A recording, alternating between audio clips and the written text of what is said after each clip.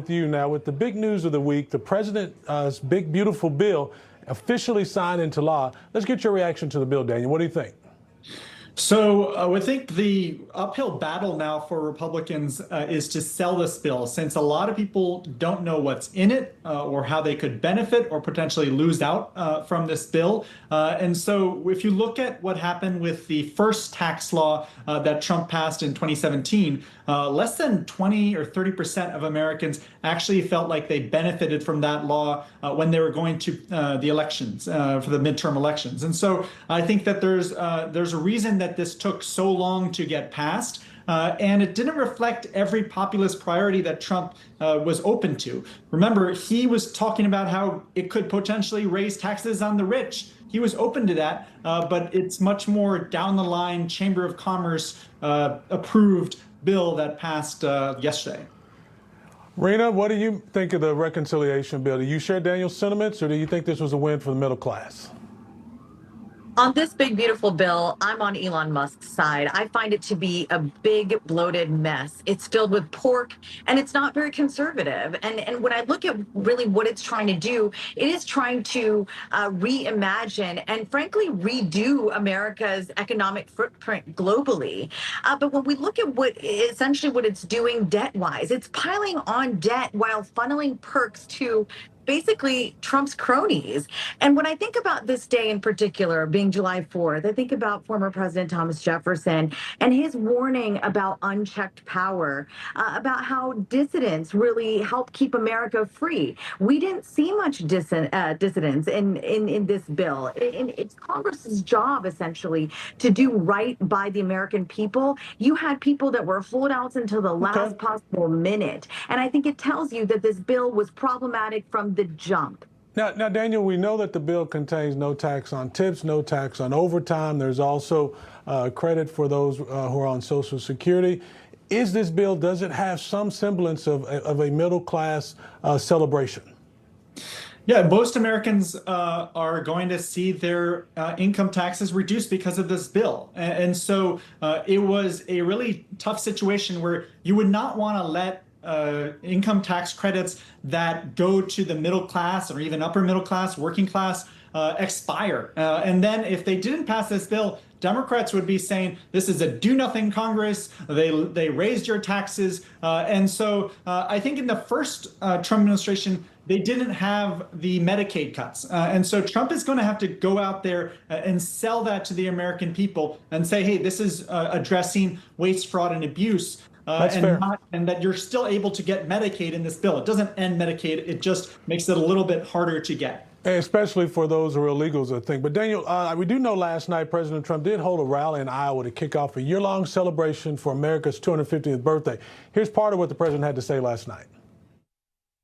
I want to thank Republican congressmen and women, because what they did is incredible last night. And the Senate, the Republican Senate, we got, not with all of the things we did with the tax cuts and rebuilding our military, not one Democrat voted for us. And I think we use it in the campaign that's coming up, the midterms, because we got to beat them. But all of the things that we've given, and they wouldn't vote only because they hate Trump.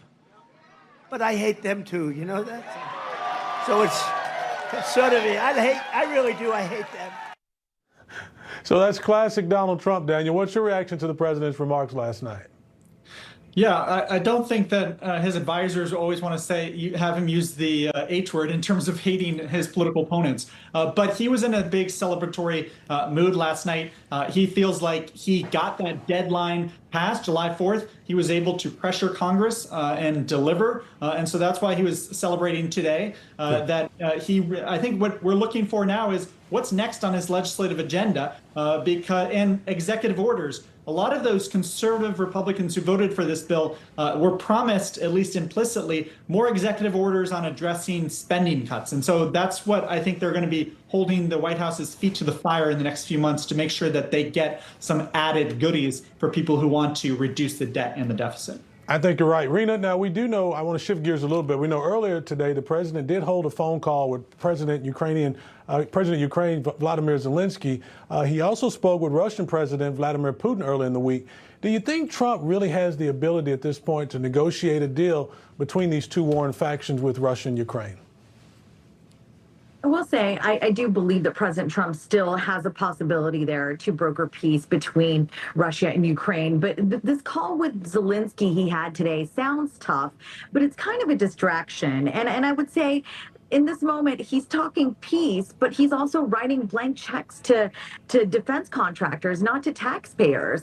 And I think when we talk about a government that should serve the people, which is what President Trump says he was elected to do, that he's got a mandate from the American people to do right by them, we got to talk about not serving special interests. And when you look at how we ported over billions of dollars to Ukraine, that is what the average American voter says they are still so frustrated with, that Washington does not feel accountable to us people. And so whatever the relationship is with Zelensky, whatever he's able to do with Putin, the moment is dicey. He knows he has to get things done. That is now his next, I think that's going to take all his attention now that the big, beautiful bill has passed into law. Legislative priorities are one thing, but easing geopolitical tensions and figuring out America's role in the world is always going to be on the list for this White House. Okay. Well, Daniel, we do know Tennessee Congressman Mark Green. He announced he's going to be resigning after Republicans pass this big, beautiful bill. The congressman's last day will be July 20th. What's your reaction to this resignation? Yeah, I think there's a lot of members of Congress from both parties that do not like their jobs that they were elected to do in Congress. It is tough when you have the leaders on both sides setting the agenda, where it's if Trump says, hey, well, let's do this bill, the rank and file members kind of have to get in line, and they don't want to get primary.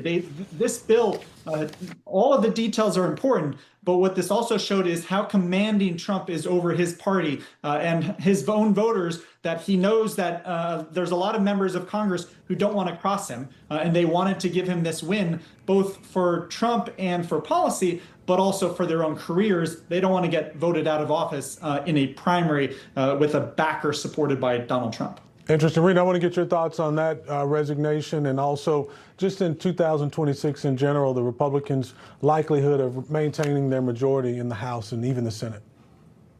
I want to be blunt here. I think it's important that the members of Congress that voted yes on the big, beautiful bill understand that they gave the Democrats a midterm weapon.